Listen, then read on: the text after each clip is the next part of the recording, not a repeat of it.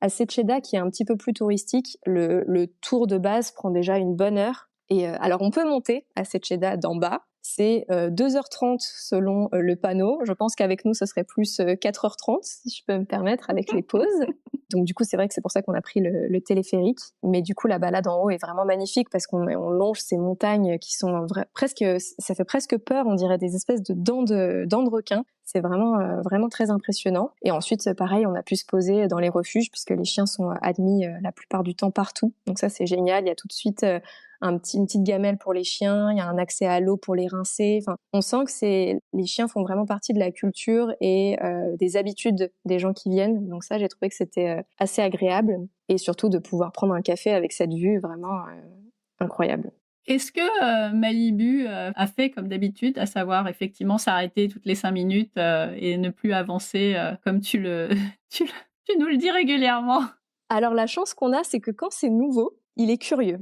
Et donc du coup, il a tendance à suivre beaucoup plus facilement que quand il est dans son train-train quotidien. Et si je ne prends pas la rue d'habitude, je me fais rouspéter. Là, pour le coup, il suivait et surtout, comme il nous fait confiance, il sait qu'on l'amènera jamais dans un endroit où ça va pas être agréable pour lui, où ça sera pas fait. Enfin, je dis pas qu'on fait tout en fonction de lui, ça serait exagéré, mais dans le sens où on va toujours choisir des lieux où on sait qu'il va se sentir à l'aise et où ça va être agréable pour tout le monde, puisqu'au final, j'imagine que c'est un peu pareil quand on construit un voyage pour un enfant, c'est qu'il faut toujours trouver au moins un moment dans la journée où ses besoins à lui vont être remplis. Et là, du coup, l'idée, c'était de joindre les deux, de se dire qu'on peut trouver une balade hyper sympa où il peut, voilà, se défouler, se rouler, sentir plein d'odeurs. Et en même temps, une fois qu'on a décidé de se poser, prendre un café et de profiter de la vue, il va se poser avec nous et tout aussi profiter, je pense. Donc voilà, c'était pour répondre à cette question. Il suit pendant les vacances, un peu plus en tout cas. Ouais, bah, sinon ça aurait été vraiment très, très long. Exactement, mais du coup, ça me fait penser à une étape qu'on a juste après au lac, où on avait ramené sa balle chérie et on a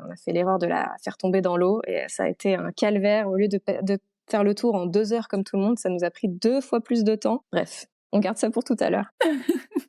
On fait un petit spoiler.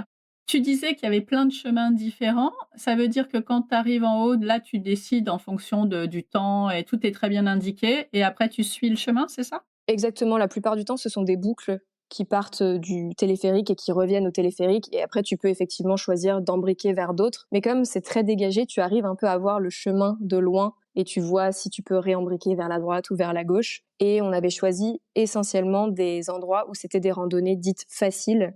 Donc soit accessible. Enfin, en fait, souvent, je regarde si la rando est accessible pour les enfants. Et comme ça, je sais que ça sera accessible pour le chien, parce que moi, j'aime pas. Alors, il y a plein de gens qui peuvent emmener leur chien dans plein de randonnées très sportives, très physiques, avec de la montée, des rochers, etc. Nous, c'est pas du tout notre style.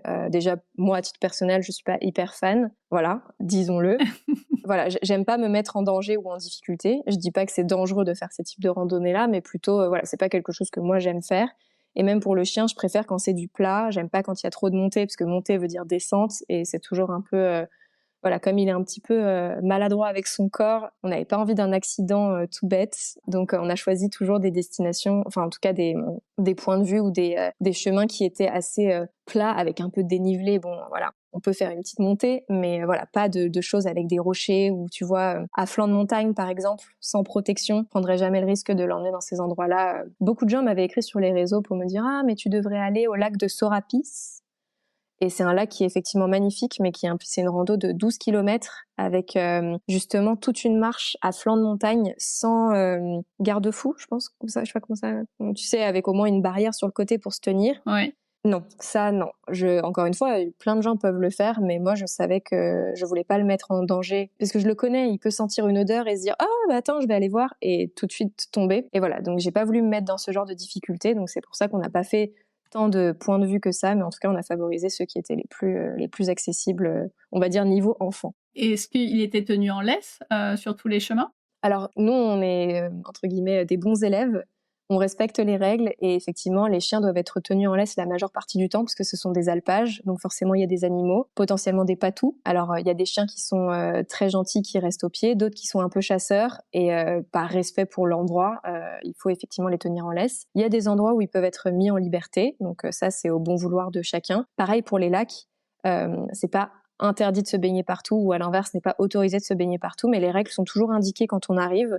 Donc il suffit de entre guillemets lire les panneaux et de voir les règles entre guillemets qui sont à appliquer. Mais je pense que c'est important effectivement de faire un peu d'éducation à ce niveau-là et que même si on voit ces grands espaces et qu'on rêverait de les voir courir partout, il faut aussi respecter la nature et on ne sait jamais voilà s'il y a Mauvaise rencontre. Voilà, une mauvaise rencontre, on ne sait jamais et il y a beaucoup trop d'accidents donc il faut faire attention et surtout respecter les règles qui nous ont été demandées.